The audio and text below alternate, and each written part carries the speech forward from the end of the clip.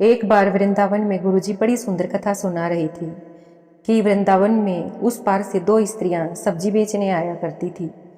दो उनमें से एक का नाम था मंगला और दूसरी का नाम था सुमंगला।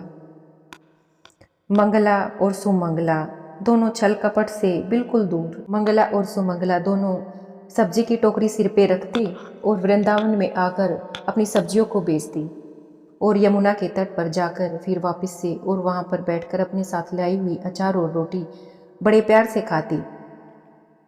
यमुना जी का जल पीती और बड़े आनंद के साथ नाव में बैठकर उसका जो भाड़ा किराया होता था वो देकर अपने घर चली जाया करती थी वृंदावन के पास ही, यमुना के उस पार की। पर कभी उन्होंने भगवान श्री कृष्ण का नाम सुना न था। भक्ति क्या होती है कभी जानी न थी। केवल अपना गुजारा करती थी, अपना पेट भरना जानती थी, बड़ी सहज थी। झूठ बोलना तो मानो उन्होंने जाना ही नहीं था कि क्या होता है, कपट क्या होता है। मंगला और सुमंगला समझती ही नहीं थी। आज तक उन्होंने कभी झूठ न बोला था। उनके अंदर कपट रति भर भी न था। जैसी वे बाहर से थी वैसी ही वे अंदर से थी। जब वे वृंदावन सब्जी बेचने आती हैं तो उनकी सब्जी जल्दी बिक जाती है। जब सब्जी जल्दी बिक जाती है तो उन्होंने देखा कि जहाँ वो सब्जी बेचने गई थी वहाँ एक बढ़िया कथा चल रही थी। मंगला ने कहा कि सुनो सुमंगला, आज हमारी सब्जियाँ तो जल्दी बिक गई हैं, घर जाकर भी क्या करेंगी। ये गुरुजी कथा सुना रही हैं, चलो कथा सुन लेती हैं। तो सुमंगला ने कहा कि बहन मंगला, ये कथा क्या होती है कि सब लोग कहते हैं कि कथा हो रही है तो हम भी जान लेंगे कि कथा क्या होती है। हमने भी आज तक कभी नहीं सुनी है। तो मंगला और सुमंगला अपनी सब्जी की टोकरी द्वार पर किनारे रखकर दोनों कथा में गई और सबसे पीछे जाकर पांडाल में बैठ गई और दोनों बड़ी श्रद्धा के साथ कथा सुनने लगी। कथा में गुरुजी सुना रहे थे। गुरुजी कह रहे थे कि जिसने भगवान से प्रेम नहीं किया उनका जीवन बेकार है। गुरुजी कथा में कह रहे थे कि जिनका प्रेम कृष्ण के चरणों में नहीं हुआ उनका जीवन बेकार है। अरे भगवान को नहीं देखा तो फिर क्या देखा, भगवान को नहीं पाया तो फिर क्या पाया। गुरुजी बड़े प्यार से भगवान की चर्चा सुना रहे थे। भगवान को प्राप्त कर लेना ही जीव मात्र की, मनुष्य मात्र की सार्थकता है। गुरुजी कथा में कह रहे थे, आप सबको पता है कि इस धरती में आपका जन्म क्यों हुआ है। आप भगवान को पाने आए हो, भगवान को खोजने आए हो और यहाँ आकर आप केवल अपना पेट भरने में लगे रहते हो, पैसा इकट्ठा करने में लगे रहते हो, भूल जाते हो कि तुम्हारा आने का उद्देश्य क्या है। जब गुरुजी ने इस तरह कथा में सुनाया समझाया तो मंगला और सुमंगला जो थी वो बड़ी प्रभावित हुई। मंगला ने कहा कि बहन सुमंगला, देखो गुरुजी ने कितनी अच्छी बातें बताई हैं। गुरुजी ने कहा है कि भगवान कृष्ण के चरणों में प्रेम नहीं हुआ तो जीवन बेकार है। तो सुमंगला ने कहा कि बहन मंगला, तो क्या हमारा जीवन भी बेकार हो जाएगा, क्या हमारी जिंदगानी बेकार चली जाएगी। मंगला ने कहा कि लगता तो ऐसा ही है। दोनों अब कथा चल रही थी पर मंगला और सुमंगला को नदी पार जाना था, यमुना के पार जाना था। तो वो कथा से उठ करके वहाँ से चली गई। पर दोनों आपस में यही चर्चा करती गई कि बहन तू बता अब क्या करें, क्योंकि तूने भी कभी कृष्ण को नहीं देखा और मैंने भी कभी कृष्ण को नहीं देखा। अब वे दोनों इसी बात पे चर्चा कर रही थी कि क्या हम कभी भगवान को देख पाएंगे या नहीं देख पाएंगे।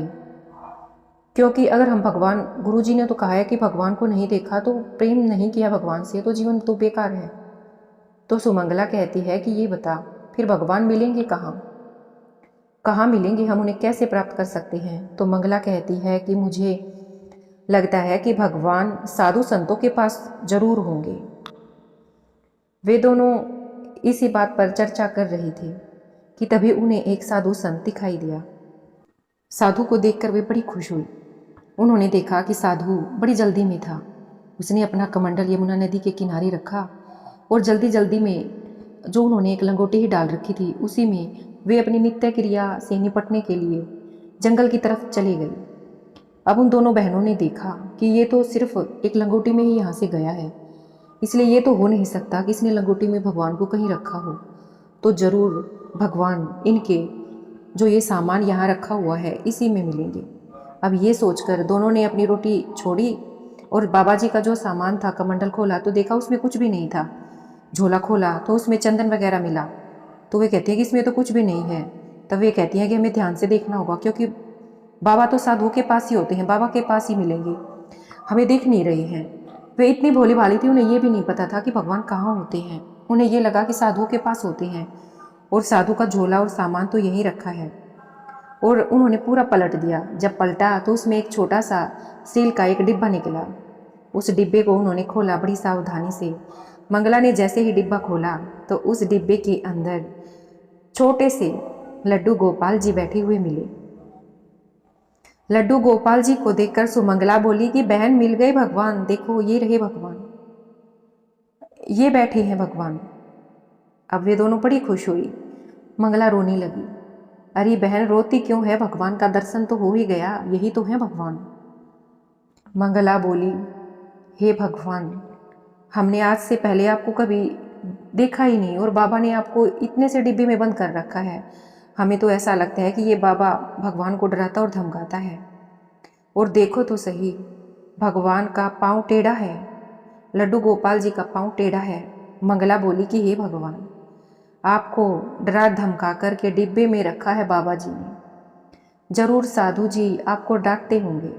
मंगला बोली कि प्रभु अभी बाबा नहीं है, वे नहाने के लिए गए हैं, आप जब तक थोड़ी देर हम हैं तब तक आप अपना पाँव सीधा कर लो। अभी आपको डरने की कोई ज़रूरत नहीं है, क्योंकि आपको कोई नहीं डांटेगा। आपने डर के कारण अपना पाँव टेढ़ा कर रखा है, इतने से डिब्बे में बैठते हो। आप मेरे साथ चलेंगे तो मैं अपनी टोकरी में बिठाऊंगी आपको। मंगला ने कहा, लगता है भगवान ज़्यादा ही डरे हुए हैं।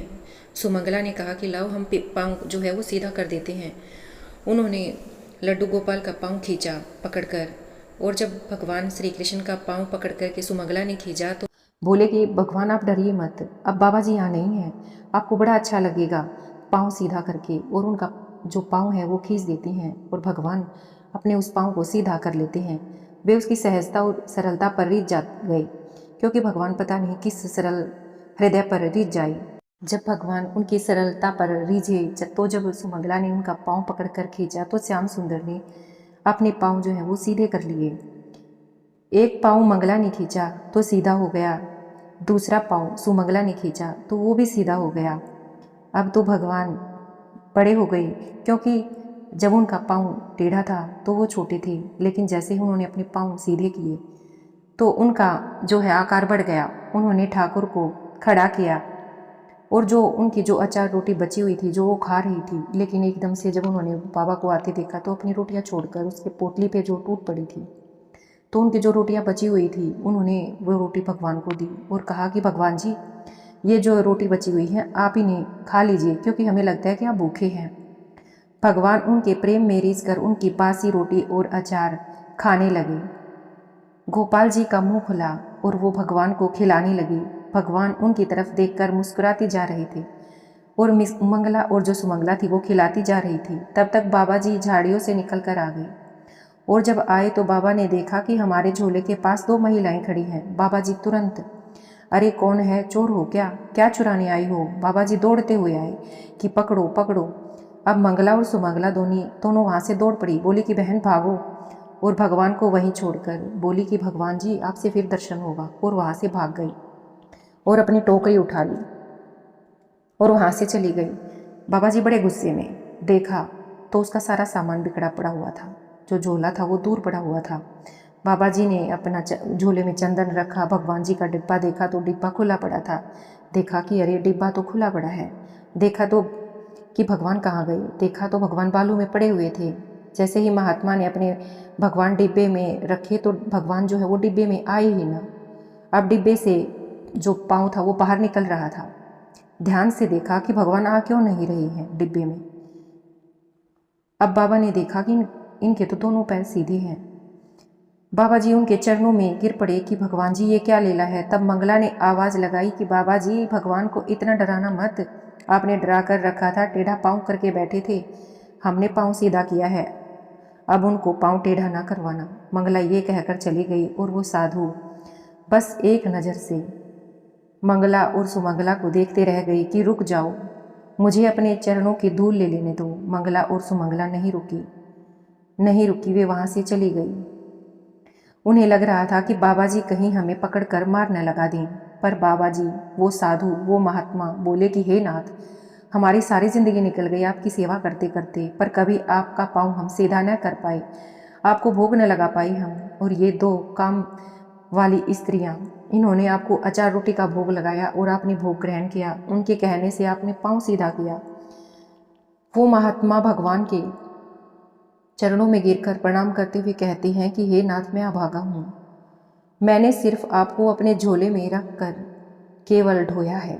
जैसा उन प्रेम उन लोगों ने आपसे किया, जितनी सहजता और सरलता उनमें थी, शायद वो सहजता और सरलता मेरे भीतर नहीं आई, जिसके कारण आपने मुझे कभी दर्शन नहीं दिया।